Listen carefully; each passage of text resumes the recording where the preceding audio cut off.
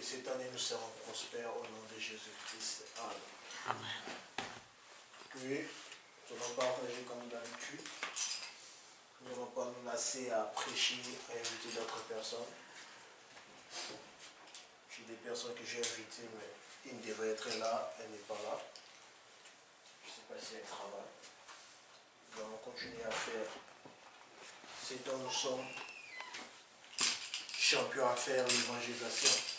On nous appelle les gagnants d'âme, on nous doit évangéliser à travers nos caractères, à travers notre façon de vivre, à travers la prédication, à travers une bonne vie. Nous devons changer le monde pour Christ. C'est ça la vision que Gagnant d'âme a reçue de Dieu. Le monde que Dieu nous a donné pour le moment, c'est Compiègne. Bien sûr, nous allons créer, on part à créer, mais nous devons changer Compiègne pour gagner les gens à Compiègne, établir une église à Compiègne, car beaucoup de gens ont besoin de Dieu, de notre Dieu. Nous croyons que Dieu va faire avec nous. Pourquoi tu te relâches? Pourquoi tu abandonnes les chemins de Dieu? Pourquoi tu ne t'entraînes plus? Nous devons savoir que la vie est un combat. Et être chrétien, c'est encore pire. Être chrétien, c'est encore pire. Tu seras des combats en combat et en combat. Mais les règles que nous, les chrétiens, nous faisons, après avoir gagné une bataille ou un combat, on se relâche. On croit que c'est fini. Peut-être que tu avais gagné le combat des chômages, tu as eu le travail, tu te relâches. Tu te dis que c'est fini, j'ai eu le travail. Mais tu oublies qu'il y a aussi les combats après avoir reçu le travail, de rester au travail, de rester dans l'emploi que tu as. Tu te dis, je me suis marié, oui, j'ai gagné le combat. Oui, bien sûr, tu as gagné. Mais après le mariage, il y a aussi les combats de fonder ton foyer, de rester dans les mariages, d'avoir des enfants, de bien éduquer tes enfants, de continuer toujours à aimer ta femme ou ton mari.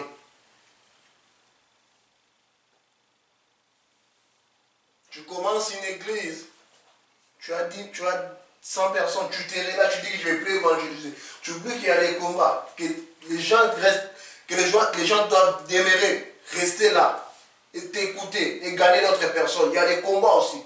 Il y a aussi des gens qui vont quitter la ville. Il y a des gens qui vont quitter l'église à cause des ondits. Il y a des gens qui vont te combattre à l'intérieur. Pourquoi tu te relâches?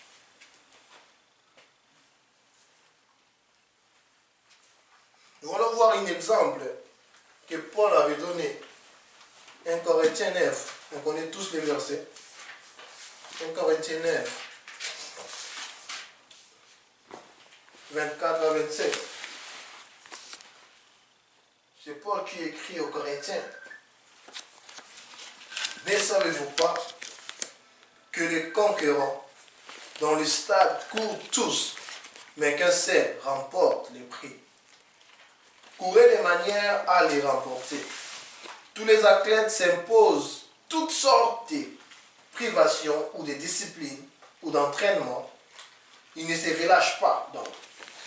Et ils les font pour obtenir une couronne qui va se détruire. Mais nous, c'est pour une couronne indestructible. Moi donc je cours, mais pas comme à l'aventure. Je bosse, mais non pour battre l'air. Au contraire, je traite durement mon corps et je les discipline de peur d'être moi-même disqualifié après avoir prêché aux autres. Ici, c'est Paul qui parle aux Corinthiens. Il leur donne un exemple. Un exemple des athlètes, des boxeurs.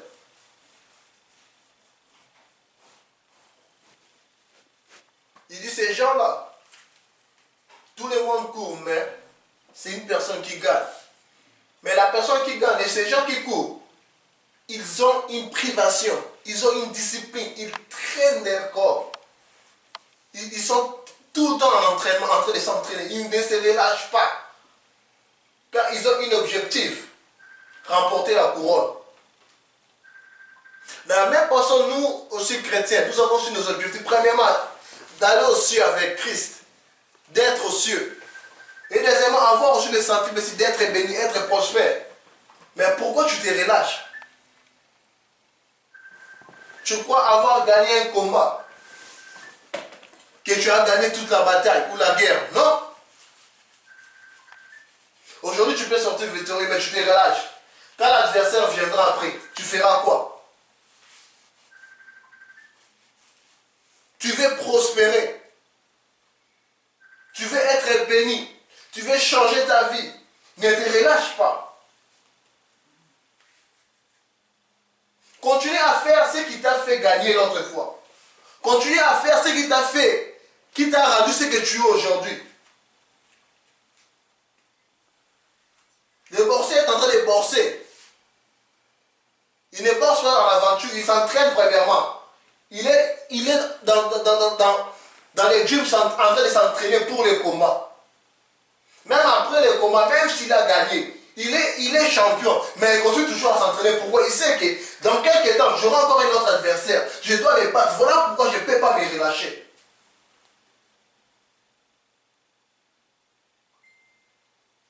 Voilà pourquoi beaucoup viennent en prier. Il voit la main de Dieu, il va, il se relâche. Après, il accumule encore beaucoup de combats. Il revient encore avec plus que ce qu'il avait.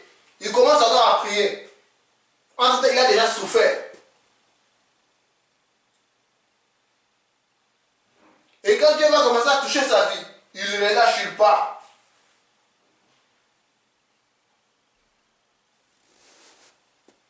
Pourquoi tu te relâches? Il y a des gens qui nous appellent, quand ils ont des problèmes, ils nous appellent. Ils n'ont pas un problème, on n'a pas dormi avec l'enfant. Patati patata, on prie pour eux. Mais quand l'enfant est bien, il n'appelle pas, il ne vient plus. On l'appelle, il ne décroche plus le téléphone, il se relâche. Pourquoi tu te relâches? Pourquoi? Parce que tu as gagné aujourd'hui.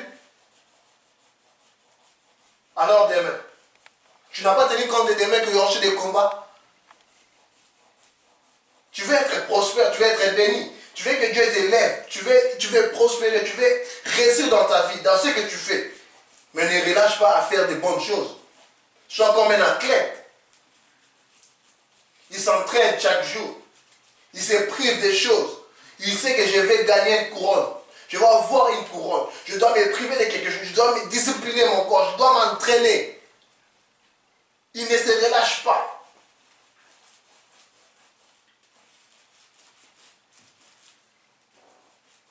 Les sportifs que nous voyons, même les footballeurs, les basketteurs, ils sont en vacances, mais ils continuent toujours à s'entraîner. Pourquoi? Ils se préparent. Il ne veut pas se relâcher. Il ne veut pas rater quelque chose.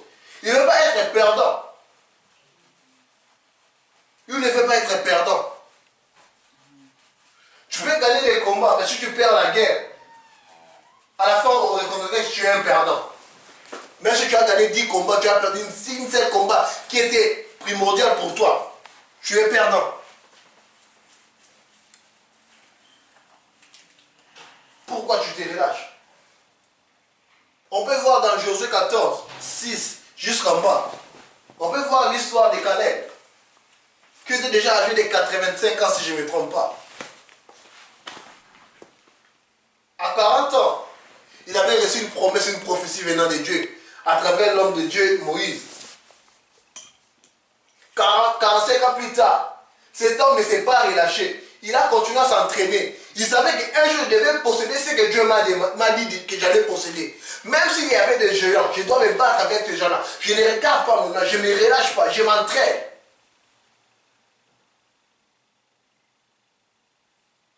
Dieu peut te promettre. Mais si toi, tu te relâches, tu vas manquer ce que Dieu t'a promis. Tu peux avoir une prophétie. Mais si toi, tu te relâches, tu vas manquer ce que Dieu a prophétisé sur toi. Voilà le problème des chrétiens d'aujourd'hui. Nous avons l'épée, mais nous retirons souvent l'épée. On vient, on coupe et on retire.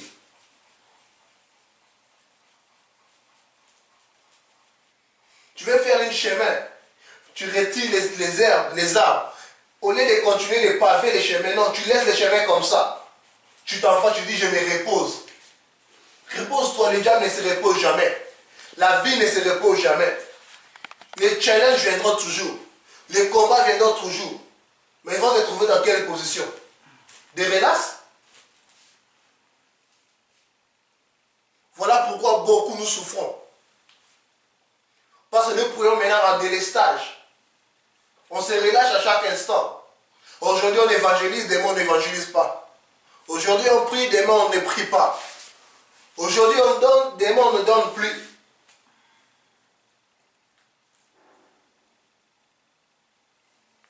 Si tu avais décidé, tu dis que je peux prier chaque semaine, je prie une seule fois. Continue à prier chaque semaine une seule fois, ne te relâche pas. Si c'est chaque jour, prie chaque jour, ne te relâche pas. Car on ne sait pas l'heure où le diable va nous attaquer. Paul dit, soyez comme les athlètes. Ils se privent, ils s'entraînent pour une couronne. Nous avons les couronnes à gagner. Mais ne nous relâchons pas. Bossons premièrement pour l'avancement du royaume. Là où tu es, les gens doivent savoir que tu es chrétien ou chrétien. Les gens doivent le voir. Tu dois influencer les gens.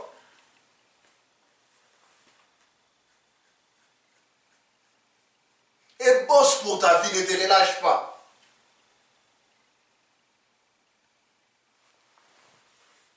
Quelles que soient les circonstances que tu te retrouves aujourd'hui, bosse sur ces circonstances-là. Demain sera meilleur.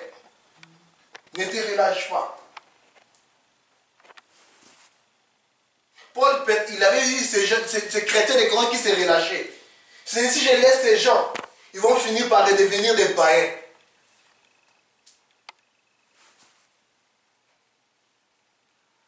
Aujourd'hui, vous êtes 50, c'est bon, gloire à Dieu. Demain, vous êtes là, prions, priez. Dieu est là. Pourquoi tu te relâches? Pourquoi tu enlèves l'épée de la guerre, du carnage? Pourquoi tu abandonnes après la victoire, une seule victoire? Tu ne vois pas demain, tu ne vois pas loin. Dieu nous demande de ne pas nous relâcher.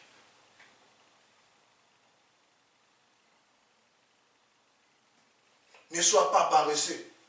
Ne deviens pas paresseux. Parce que tu as eu 1000 aujourd'hui. Si tu as eu 1000 aujourd'hui, c'est que tu peux avoir 10 000 demain. Ne sois pas paresseux. Ne te relâche pas. Que Dieu nous